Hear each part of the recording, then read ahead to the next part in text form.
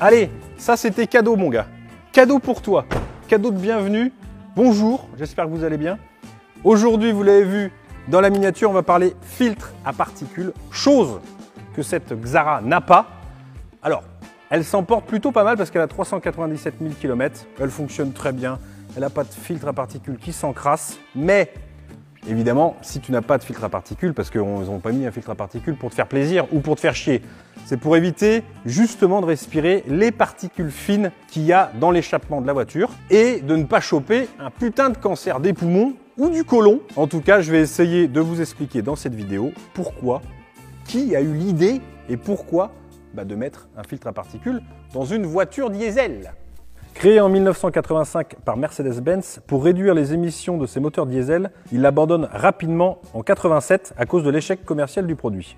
Et devinez qui c'est qui va les ressortir du tiroir? Eh bien, c'est le groupe PSA en l'an 2000 pour l'implanter sur sa nouvelle 607. Il se généralise en 2009 pour se greffer sur tous les modèles de la marque. Volkswagen, Audi, Seat, Skoda s'en dotent en 2011 pour passer les normes Euro 5 en diesel. Ils furent les premiers en 2017 à mettre en place ce système sur les véhicules essence. Renault tarde à le mettre en place mais n'y échappe pas sur ses moteurs diesel et depuis 2018 commence même à l'implanter sur ses moteurs essence, notamment le nouveau moteur 1,3 litre TCE qui produit des particules fines à cause de son mode d'injection. Et le FAP est obligatoire sur tous les nouveaux véhicules diesel depuis 2011.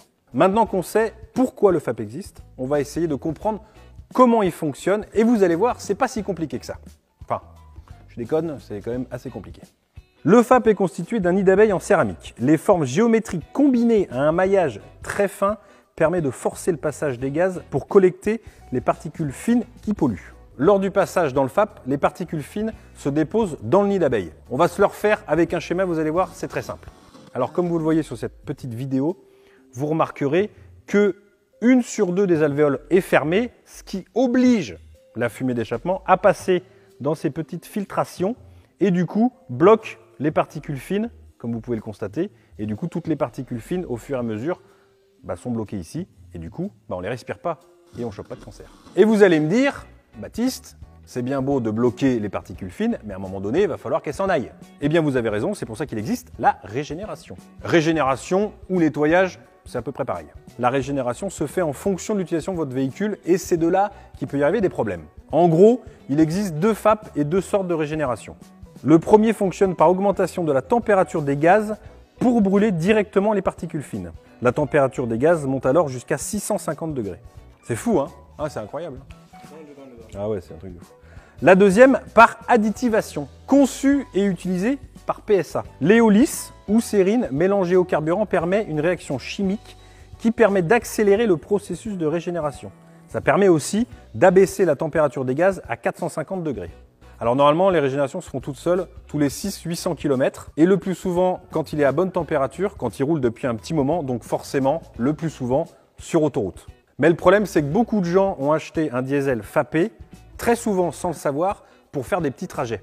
Alors attention, je ne dis pas que c'est intentionnel, très souvent, les gens ne savent même pas qu'ils ont un FAP sur leur voiture. Le problème, c'est que les vendeurs n'expliquent pas assez que si tu achètes une voiture FAPée, il faut que tu roules et que tu fasses des longs trajets. C'est pas pour rouler 10 ou 15 km, ça sert à rien. Donc pour préserver son FAP, il est recommandé aux petits rouleurs d'effectuer au moins une fois par mois un trajet d'une quinzaine de minutes à 130 km/h et à 4000 tours, sans interruption, pour bien faire chauffer son moteur et forcer la régénération.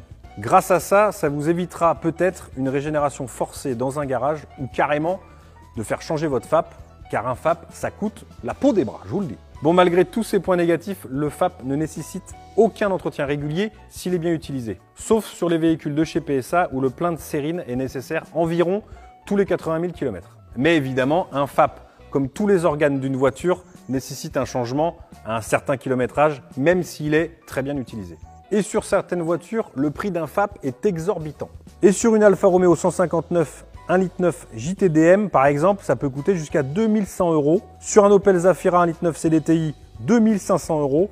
Sur une Volkswagen Passat 2 litres TDI, 969 € précisément. Ensuite, il y a quelques moteurs à éviter, dont j'ai la liste ici. Alors, chez PSA, le 1,6 litre HDI. Chez Renault, le 1,5 litre DCI, les nouveaux. Chez BMW, le 3 litres D. Chez Volkswagen, donc le 1,6 litre TDI et le 2 litres TDI, comme je vous disais. Chez Opel, 1,9 litre CDTI et le 2 litres aussi. Et chez Fiat, 1,9 litre JTD. Donc tous ces modèles, évidemment, ils ne sont pas tous à éviter. Certains ont des problèmes, certains n'en ont pas. La seule différence en fait, et comment éviter ces problèmes, c'est de connaître, alors c'est difficile, mais n'hésitez pas à demander quand vous achetez d'occasion à l'ancien propriétaire quel type de trajet il a fait. S'il a fait que de la ville avec son véhicule, oubliez, et qu'il a 150 000 km, oubliez, vous allez avoir des problèmes de FAP. Maintenant, s'il a fait que de l'autoroute, s'il a roulé beaucoup et fort, bah vous êtes tranquille, vous aurez normalement, je dis bien normalement, même sur ce type de véhicule, pas de problème.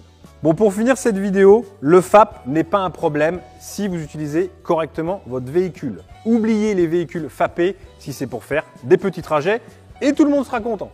Vous les premiers.